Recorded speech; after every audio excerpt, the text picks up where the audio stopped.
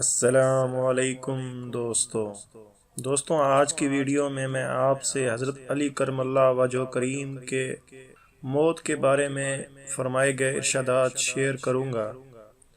موت جو ایک اٹل حقیقت ہے، حضرت علی اس بارے میں کیا فرماتے ہیں، اس ویڈیو میں آپ میرے ساتھ رہیے گا۔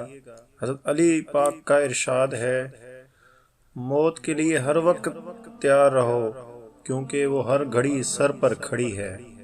تعجب ہے اس شخص کی حالت پر جو لوگوں کو مرتے دیکھتا ہے اور اپنی موت بھول جاتا ہے۔ آپ کا ارشاد پاک ہے، بعض لوگ ایسے ہیں جو برے کاموں کو نہ تو دل سے برا سمجھتے ہیں اور نہ ہاتھ اور زبان سے اسے مٹاتے ہیں۔ ایسے لوگ جیتے جی مردوں میں شامل ہیں۔ آپ رضی اللہ تعالی عنہ نے فرمایا، بے شک ان للہ و انا الیہ راجعون کا مطلب یہ ہے کہ ہماری ساری چیزیں اللہ تعالیٰ کی ملک ہیں اور ہمارا حقیقی بادشاہ اللہ ہے۔ ہمیں ایک دن مر کر اس کی بارگاہ میں حاضر ہو جانا ہے۔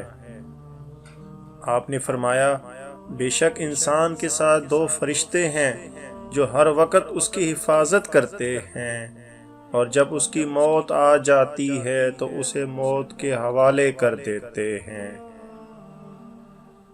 حضرت علی نے فرمایا، بے شک جتنے لوگ زمین کی پشت پر چلتے ہیں وہ سب کے سب ضرور اس کے پیٹ میں دفن ہوں گے۔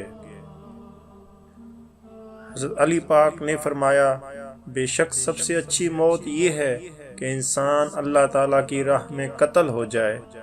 اللہ تعالیٰ کی راہ میں تلوار کا سوزم بھی بستر پر مرنے سے زیادہ آسان ہے۔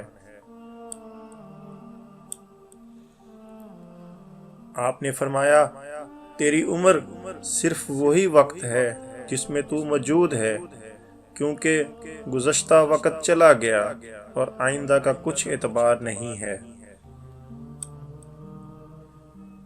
آپ رضی اللہ تعالی عنہ نے فرمایا، اگر موت کا وقت معلوم ہوتا تو سب امیدوں اور امنگوں پر پانی پھر جاتا۔ حضرت علی کرم اللہ وجہ نے فرمایا، انسان کا ہر دن موت کی طرف ایک قدم ہے۔ آپ کا ارشاد ہے، نہایت نزدیکی چیز موت ہے اور بہت دور چیز امید ہے۔ آپ رضی اللہ تعالی عنہ نے فرمایا، کھلے طور پر صدقہ دینا موت کی خرابی دور کرتا ہے اور پوشیدہ طور پر صدقہ کرنا گناہوں کو مٹاتا ہے۔ جو شخص موت کی تصویر کو ہر وقت اپنی آنکھوں کے سامنے رکھتا ہے وہ دنیا کے معاملات اور اس کے عروج اور ترقی کو سمجھتا ہے۔